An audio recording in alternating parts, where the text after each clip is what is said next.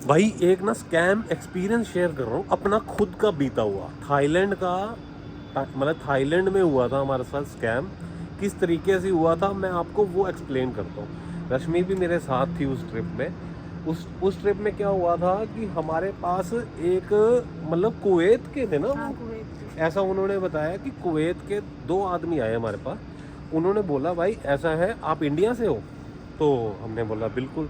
तो उसने बोला भाई मेरी ना ऐसे ऐसे करके शादी पक्की हो गई है, तो मुझे ना साड़ी चाहिए। जब भी आप इंडिया आओ ना, जब भी मैं अगर इंडिया आता हूँ तो मेरी मतलब आप हेल्प कर दोगे इस चीज़ में? तो हमने बोला भाई इंडिया की तो खासियत है ये हेल्प करना, है ना। तो उस सीन में उसने मेरे को ये चीज़ पूछी कि आपके पास अभी करेंसी कौन सी है? तो मैंने बोला थाई बाट, क्योंकि थाईलैंड में थे। हमारे पास इंडियन करेंसी तो नहीं थी। मतलब मतलब लिमिटेड। उन्होंने डिमांड करी हमें हाँ। कि भाई हमें ना इंडियन करेंसी देखनी है कि इंडियन करेंसी होती कैसी है। तो हमने मना कर दिया कि भाई हमारे पास थाई बाट है, हमारे पास इंडियन करेंसी है ही नहीं। तो इन बिटवीन उसने क्या किया, अपना एक मतलब पर्स निकाला, और उसमें ना डॉलर की गड्डी, पूरी की पूरी गड्डी, मेरे को बोला कि भाई आप देखो ये डॉलर है। और जैसे ही मैंने देखा ना, मैं शॉक्ड हो गया कि भाई ये गड्डी लेके कैसे घूम रहा है ये। तो एक इम्प्रेशन लेवल यहाँ पे चला गया भाई का कि हाँ भाई ये बात है। तो उसके बाद क्या हुआ था? फिर उन्होंने हाँ। आपको बोला कि आपने वॉलेट निकाला हाँ। कि देखो मेरे पास इंडियन करेंसी नहीं है। हम्म। फिर आप रखने लगे तो उन्होंने बोला कि शो शो शो मुझे दिखा है कुछ, मतलब इंडियन करेंसी ऐसे कुछ हाँ। बोला। आपने कहा ये देखो नहीं है, बस इतना बोला नहीं आपने। नहीं नहीं नहीं नहीं नहीं, इन बिटवीन क्या हुआ, जैसे ही मैंने उसके ना पर्स को टच किया, ऐसे करके टच किया, तो जो मेरे सेंसेस है ना, वो मतलब ऐसा था कि उसने बोला कि मुझे दिखाओ, और मैंने चुपचाप अपना पर्स निकाला और दिखाया। भाई उसमें ना मेरे पास 12,000 बाट नहीं थे। 17,000। 17 मुझे थे? याद है 17,000। हाँ, 17,000 बाट थे। तो उस टाइम वैल्यू थी बाट की अप्रोक्सीमेटली 2 रुपये 10 पैसे के आसपास। तो भाई हमने जब अब वहाँ से तो okay bye bye Ram Ram हो गई, सैल्यूट हो गई कि ठीक है भाई हम इंडिया आएंगे जब तो ढंग से करेंगे चीज़ें। फ़ोन नंबर हैं? वो उससे उसने अपना फ़ोन नंबर बोला कि ले लो हम्म। कॉन्टैक्ट करने के लिए। और हम इतने सेंसलेस हो चुके थे कि हमने नंबर लिखा, वो चला गया। उसके बाद हमने नंबर देखा तो वो नंबर पूरे ही नहीं थे। हाँ, अब मुझे नहीं पता वो एग्जैक्टली कुवैत के थे या कहीं और थे। और गाइज ये जो स्कैम हुआ ना हमारे पास 2016 की बात है, 2016, और आज पूरे 10 साल हो गए। और आज भी सुनने में आ रहा है कि ये स्कैम आज भी हो रहा है वहाँ पे इंडियंस के साथ। क्या होता है, वो कुछ हिप्नोटाइज करते हैं, मुझे ऐसा फील होता है कि कुछ ऐसा करते हैं जो सेंसेस है ना, वो अपने मतलब ऐसा हो जाता है कि भाई जो जैसा उसने कहा वैसा हमने मान लिया। अब हमने क्या किया, लास्ट डे था हमारा वहाँ पे, सेकंड लास्ट डे था। तो हम होटल में गए, अपना मैंने पर्स वर्स चेक किया, भाई बाट गायब, थाई बाट गायब। तो मैंने रश्मि को बोला भाई अपने साथ मुझे लग रहा है नहीं पहले या आप, तो मिस्टेक हो गई है हाँ कोई। पहले आप जल्दी जल्दी गए वापस से उन जगहों पे हम्म। कि शायद गिर गए हो, क्योंकि हमें उन पे डाउट ही नहीं हुआ था। हाँ। फिर उसके बाद जब आप आए कि मिला ही नहीं, तो फिर आपने ये बोला कि आपने नहीं दिमाग नहीं में नहीं नहीं लाया। नहीं नहीं नहीं, हुआ क्या, जब हुआ ना, तो जब हुआ तो भाई क्या होता है, जब फिर बंदा रिकॉल करता है कि भाई मैं पीछे पीछे पीछे पीछे करके जाता हूँ। वहाँ पे ना मैं कंफ्यूज था, मतलब कि हमारे से गिर गए या फिर कुछ ऐसा हुआ। तो वहाँ ना मेरे एक दोस्त बना था हवेली के नाम से, मतलब इंडियन यही रेस्टोरेंट। इंडिया का रेस्टोरेंट था। मैं उसके पास गया तो मैंने बोला भाई ऐसे ऐसे करके ना मेरा ना थाई बाट मिस हो गया है, तो पर्स है लेकिन मेरे पास। तो उसने बोला भैया आपकी गोल्ड की चेन और पासपोर्ट ये कहाँ है? तो मैंने बोला होटल में। कह रहा बच गया, सस्ते में और बच उसने गया। खुद ही बोला ना कि आपके पास बंदे आए थे, ऐसे ऐसे पूछा था। आपने हाँ। कहा हाँ। हाँ। कह रहा वो स्कैमर्स थे। हाँ। तो भाई जैसे ही उसने मेरे को ये बात बोली कि अभी आपको बिलीव नहीं होगा, आप ये बीच है ना पटाया बीच, यहाँ जाओ, यहाँ आपको पासपोर्ट तैरते हुए मिलेंगे।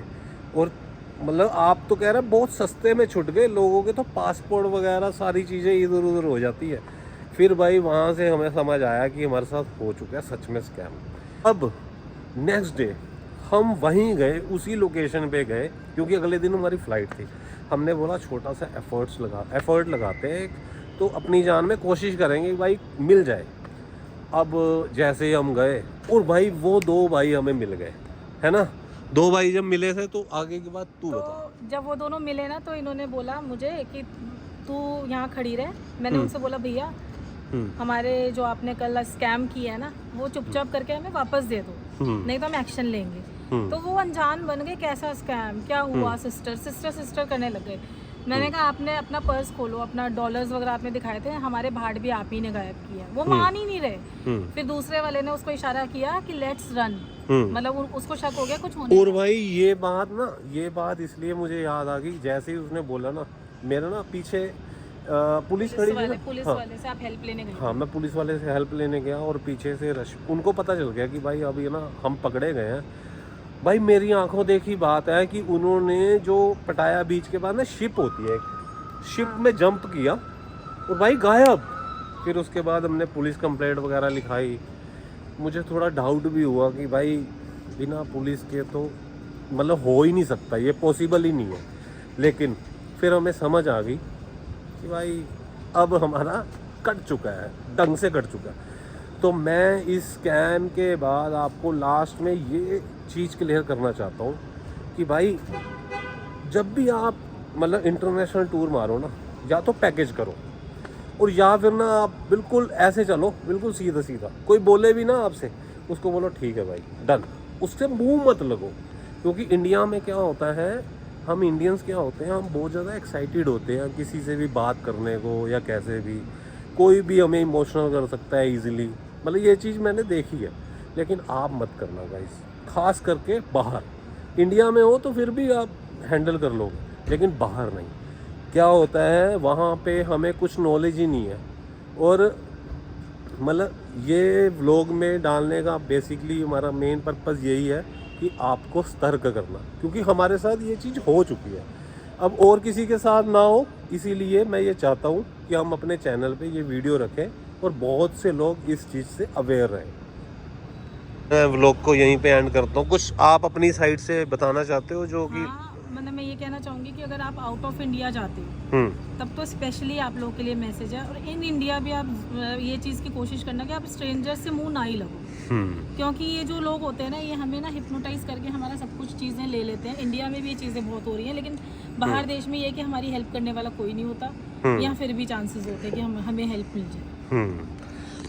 और भाई ऐसा नहीं है कि हमने पुलिस कंप्लेंट करी, और ऐसा नहीं है कि पुलिस ने हमारे साथ वहाँ पे सपोर्ट नहीं करी, बट एक होता है ना इंटरनल फील आ गई कि भाई नहीं हो सकता, कुछ नहीं हो सकता अब। क्योंकि फील इस तरीके से आ गई थी कि भाई पुलिस वाला कभी मेरे को इस क्लब में लेके जा रहा है, कभी उस क्लब में लेके जा रहा है। मैं उनको साफ साफ बोल रहा हूँ कि भाई वो हमारे सामने कूदा है, वहीं शिप में कूदा है, आप वहाँ से सीसीटीवी फुटेज निकलवाओ या कुछ ऐसा करो, कोई जवाब नहीं। क्योंकि मिले होते हैं ना, उनके लिए तो रोज का केस है, मिले होते हैं वो।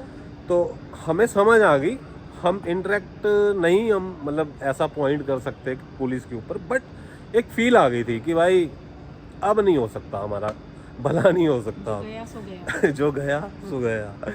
तो कुछ ऐसे लेन देन होते हैं, मुझे भी लगता है कि कुछ ऐसे लेन देन होते हैं जो हिडन होते हैं।